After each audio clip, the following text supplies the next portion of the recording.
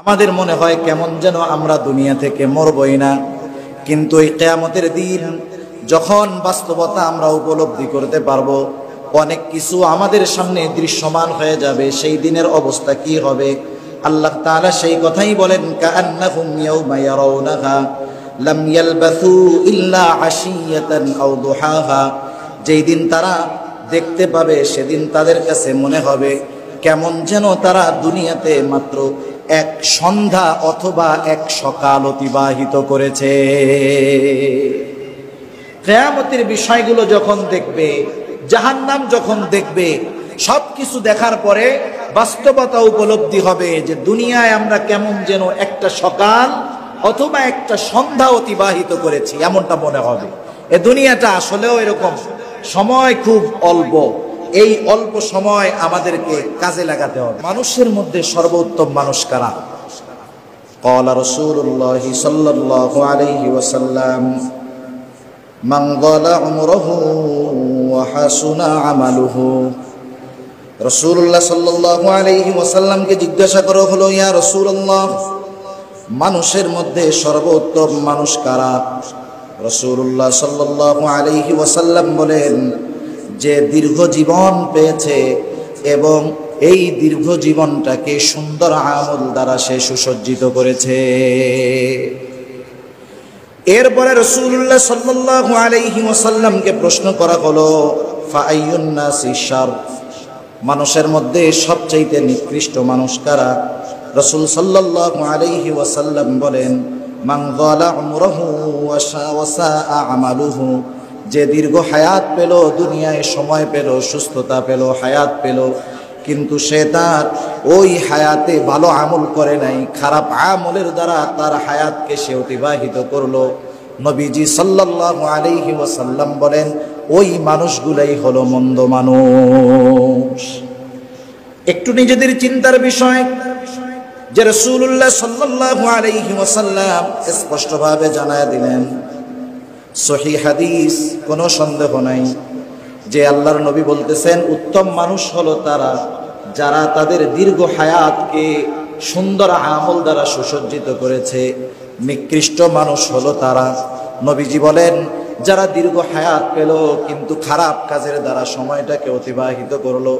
সমাজের মানুষ আমাকে ভালো বলুক আর আমার প্রশংসা করুক, আমাকে যা কিছুই বলুক না কেন, প্রত্যেকটা মানুষ তার নিজের খবর জানে, ঘরের মালিক তার নিজের খবর জানে যে আসলে মানুষ যতই ভালো বলুক না কেন, ব্যক্তিগতভাবে আমার কর্ম কেমন, আমার আমল কেমন, প্রত্যেকটা খবর আমার কাছে আছে। আমরা মনে করি মানুষ যদি আমাকে ভালো বলে, আমি মনে হয় খুব ভালো হয়ে গেল। আমার কাজ যদি মন্দ হয়, সারা দুনিয়ার মানুষ ভালো বললেও কোনো লাভ হবে না। আমাদের দেশে একটা বিষয়ের প্রচলন আছে, বিষয়টা ঠিক না। অনেক সময় এটা লজ্জার খাতিরেও মানুষ বলে। জানাজায় যখন দাঁড়ায়, দেখবেন মাইকে একজন ঘোষণা দেয়, এই লোকটা কেমন ছিল, বলে না এরকম? এখন আমি যদি জানি এই লোকটা খারাপ ছিল, সব মানুষের মধ্যে যদি জোরে কই যে এর মতো খারাপ লোক আর দূরে একটাও ছিল না, যত খারাপ লোকের ব্যাপারেই এই সাক্ষ্য চাওয়া হোক না কেন, দেখবেন সবাই জোরে কয়, হ্যাঁ লোকটা বড় ভালো ছিল। মনে মনে কয় এটা তো শয়তান ফেল ছিল। আমরা যদি মনে করি বক্তব্য যিনি দিলেন উনি যদি মনে করে যে সবাই ভালো কইছে, আল্লাহ ওরে মাফ করে দিব, এত সহজ।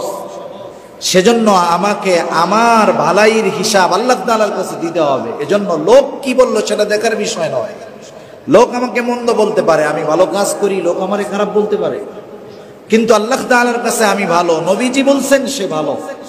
সেজন্য অনেক ক্ষেত্রে কিছু ভালো কাজ করতে গিয়ে কিছু মানুষের কথার আঘাত সহ্য করতে হয়, এটা স্বাভাবিক বিষয়। এর জন্য ভালো কাজ থেকে পিছপা হওয়া যাবে না। আর মানুষ যতই ভালো বলুক, আসলে আমি ভালো হতে পারবো না যতক্ষণ না আমার আমলগুলো ভালো হবে। এজন্য আমরা আমাদের প্রত্যেকের আত্ম উন্নয়নের চেষ্টা করব। আমাদের আত্ম উপলব্ধি এবং আত্ম উন্নয়ন, আত্মশুদ্ধি, এগুলার খুব অভাব আছে। আমরা আরেকজনকে বিশুদ্ধ করতে খুব লাফাইতে পারি, আরেকজনকে আমি পরিবর্তন করার জন্য খুব লাফাইতে পারি।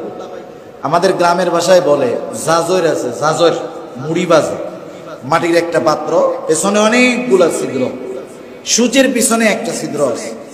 জাজর যদি সুশ্রে বলে আর তোর সৌন্দর্য তোর পেছনের এই ছিদ্রর জন্য নষ্ট হয়ে গেছে, এই কথাটা কেমন হইল বলেন?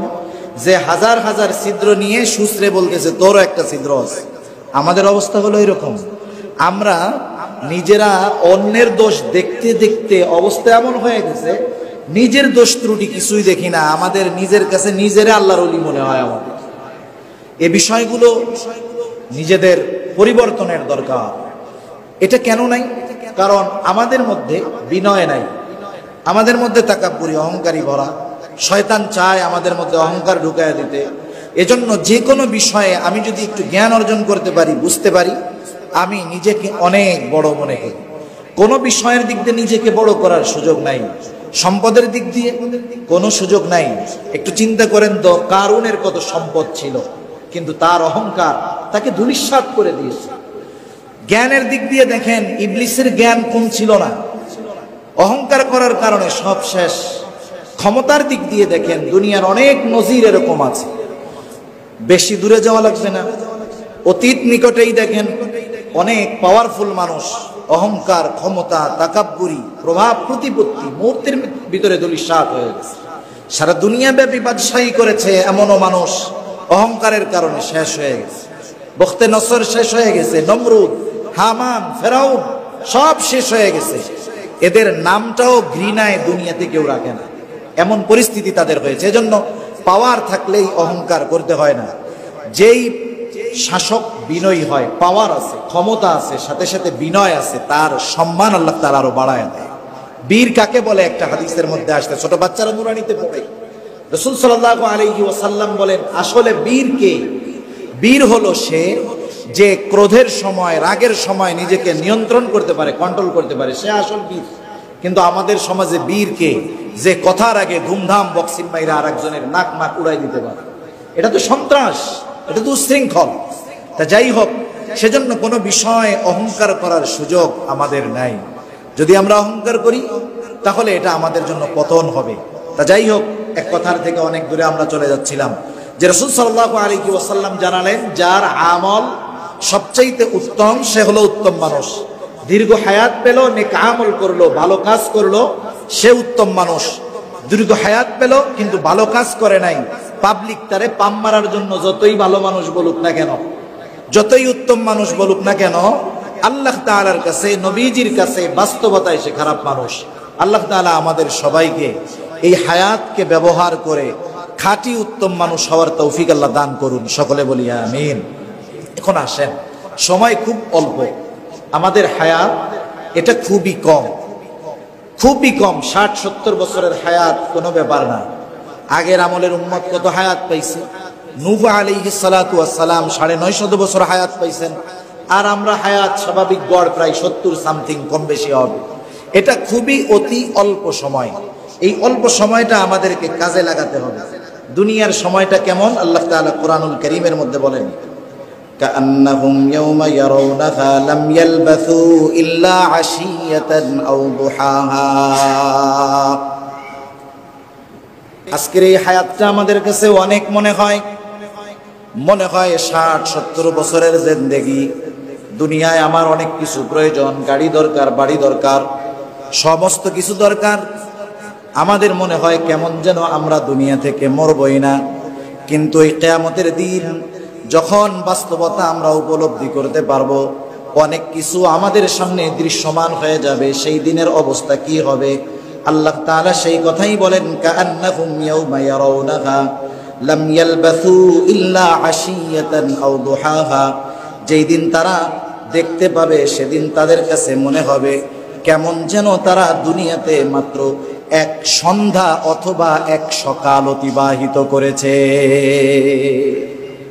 কিয়ামতের বিষয়গুলো যখন দেখবে, জাহান্নাম যখন দেখবে, সবকিছু দেখার পরে বাস্তবতা উপলব্ধি হবে যে দুনিয়ায় আমরা কেমন যেন একটা সকাল অথবা একটা সন্ধ্যা অতিবাহিত করেছি, এমনটা মনে হবে। এ দুনিয়াটা আসলেও এরকম, সময় খুব অল্প। এই অল্প সময় আমাদেরকে কাজে লাগাতে হবে। অল্প সময়কে কাজে লাগায় আমাদের আখিরাতের পাথেয় সংগ্রহ করতে হবে। এক হাদিসের মধ্যে আসছে, রাসূল আকরাম সাল্লাল্লাহু আলাইহি ওয়াসাল্লাম বলেন, প্রকৃতপক্ষে চালাক জ্ঞানী হলো ওই মানুষ যে দুনিয়ার অল্প সময়কে কাজে লাগিয়ে আখিরাতের মালিক হয়ে যায়, আখিরাতের চিরস্থায়ী শান্তির ব্যবস্থা সে করে নেয়। আর বোকা হলো ওই মানুষ যে দুনিয়ার এই স্বল্প হায়াতে মত্ত হয়ে, দুনিয়ায় মত্ত হয়ে এই স্বল্প সময়ের অপব্যবহার করে আখিরাতকে হারায়। নবীজি সাল্লাল্লাহু আলাইহি ওয়াসাল্লাম বলেন এই লোকটা হলো সবচাইতে বোকা মানুষ। এজন্য আমরা চালাকদের দলে থাকবো ইনশাআল্লাহ। অল্প সময়কে কাজে লাগায়া আমরা অধিক সময়ের ফজিলত অর্জনের চেষ্টা আমরা করব। এজন্য আল্লাহ তাআলা রাসূল সাল্লাল্লাহু আলাইহি ওয়াসাল্লামকে বলেন, আল্লাহ রাসূলকে বলার উদ্দেশ্য শুধু নবীজিকে বলা উদ্দেশ্য তা নয়, নবীজিকে বলার দ্বারা আল্লাহ তাআলা গোটা উম্মতকে কিয়ামত পর্যন্ত যত মানুষ আসবে সবাইকে উদ্দেশ্য করে আল্লাহ তাআলা বলতেছেন অবসর সময় যখন আসবে কি করব আমরা। আল্লাহ তাআলা বলেন ফাইযা ফারাগতা ফানসাব ওয়া ইলা রাব্বিকা ফারগাব। আল্লাহ রাব্বুল আলামিন বলেন আপনি যখনই অবসর পান তখনই কঠোর ইবাদতে মশগুল হন, আপনার রবের প্রতি আপনি গভীরভাবে মনোযোগী হন। যদিও মনে হয় আল্লাহ রাসূল সাল্লাল্লাহু আলাইহি ওয়াসাল্লামকে উদ্দেশ্য করে বলা হলো, কিন্তু এই আদেশ, এই নির্দেশ আল্লাহ তাআলা গোটা উম্মতকে দিয়েছেন কিয়ামত পর্যন্ত যত মানুষ আসবে সবার জন্য, যে তোমরা যখনই একটু সুযোগ পাইবা, যখনই একটু অবসর পাইবা, তোমরা তোমার রবের ইবাদতে মশগুল হয়ে যাও এবং তোমরা তোমার রবের প্রতি গভীর মনোযোগী হয়ে যাও। আর আমাদের অবসর সময় হলে একটু অবসর বলে মোবাইলটা বের কইরা কি আসছে, কে মেসেজ দিল, কি খবর আছে, এইগুলা দেখা দেখা অবসর শেষ। রবের প্রতি মনোযোগ তো বহুদূর, দুনিয়ার কাজগুলোর থেকেও মনোযোগ শেষ হয়ে গেছে। ইবাদতের মনোযোগ তো বাদই না, দুনিয়াবি কাজের মনোযোগ শেষ। এই ফেসবুক করে দিছে আমাদেরকে, ঠিক কিনা বলেন? কত মানুষ মাঝে মধ্যে বিভিন্ন জায়গায় নামাজ পড়ার সময় খেয়াল করে মোবাইলটা এইভাবে রাখে, এভাবে ডিসপ্লেটা উপরের দিকে দিয়ে রাখে, নামাজের মধ্যে ফোন আসতে এরকম তাকায় দেখে নাম্বার কে দিল। ও মনে মনে চিন্তা করে আরে ওই আগের সিস্টেমটা থাকলে ভালো হইতো, যে নামাজের মধ্যে কথা কওয়া যেত, তাহলে ফোনটা ধরে আমরা আবার কথা কইতে পারতাম। কতজন ফোন পকেটে, সালাম ফেরানোর সাথে সাথে কিছু তো তাসবিহ তাহলিল আছে, পড়ো, ফোন বের করে দেখে কেউ আবার ফোন দিল নাকি। আমার পাশে একদিন নামাজ পড়তেছি কয়েকদিন আগে, নামাজ শেষ সাথে সাথে ফোনটা দেন আগে ফেসবুকের নোটিফিকেশন দেখতেছে কোনো মেসেজ আসলো কিনা। চিন্তা করে দেখেন যে নামাজের সাথে সাথে শেষ হওয়ার সাথে সাথে যেই কাজটার মধ্যে মশগুল হলো, বুঝতে হবে গোটা নামাজের মধ্যে সে ওই কাজেই ব্যস্ত ছিল, তার ধ্যান ধারণা চিন্তা ওর মধ্যেই ছিল, ঠিক কিনা বলেন? আমরা অবসর সময়কে কাজে লাগাবো কোথায়? ব্যস্ততার সময় তো আমাদের খেয়ে ফেলছে মোবাইল, ইন্টারনেট সব। এজন্য বুঝতে হবে এই সময়গুলো আফসোস করার আগে কাজে লাগাতে হবে। আল্লাহ বুঝবার তৌফিক দান করুক। নাইলে কি হবে, যদি এই অবসর সময় হায়াতকে কাজে না লাগাই, মৃত্যুর পরে আফসোস হবে, তবে করার কিছু থাকবে না। আল্লাহ তাআলা সেজন্য বলেন وأنفقوا مما رزقناكم من قبل أن يأتي أحدكم الموت فيقول ربي لولا أخرتني إلى أجل قريب فأصدق وأكن من الصالحين। আল্লাহ রাব্বুল আলামিন বলেন وأنفقوا مما رزقناكم من قبل أن يأتي أحدكم الموت, তোমাদেরকে যে রিজিক দেওয়া হয়েছে তা থেকে তোমরা মৃত্যু আসার পূর্বে ব্যয় করো। রিজক একটা ব্যাপক শব্দ, হায়াতটাও রিজকের অন্তর্ভুক্ত। এক কথায় মৌত আসার আগে তোমরা নেক কাজ করো, ভালো কাজ করো, দান সাদকা বেশি বেশি করো। যদি এটা না করো কি হবে? লাউলা আখরতানি ইলা আজালিন করিব ফাআসাদদাকা ওয়া আকুম মিনাস সালিহিন। মৃত্যু আসার পূর্বে যদি না করো, মরার পরে আফসোস করবা। আহারে লাউলা, এটা হলো আরবিতে আফসোস বোধক শব্দ। আহারে যদি, বলে না আহারে যদি এই কাজটা করতাম, আহারে যদি ওইটা হইতো, আহারে যদি ওইটা ধরতাম। মরার পরে আফসোস করবে। লাউলা আখরতানি ইলা আজালিন করিব, আমাদেরকে যদি সামান্য সময়ের জন্য আবার একটু অবকাশ দেওয়া হইতো, আরে তাহলে কি করতাম? ওরা মরার পরে বলবে ফাআসাদদাকা ওয়া আকুম মিনাস সালিহিন, দান সদকা তো করতাম, সৎ কর্মশীলদের অন্তর্ভুক্ত হয়ে যাইতাম। তখন আফসোস করবে। কিন্তু বলেন তো, আফসোস করবে ঠিক, কোনো লাভ হবে?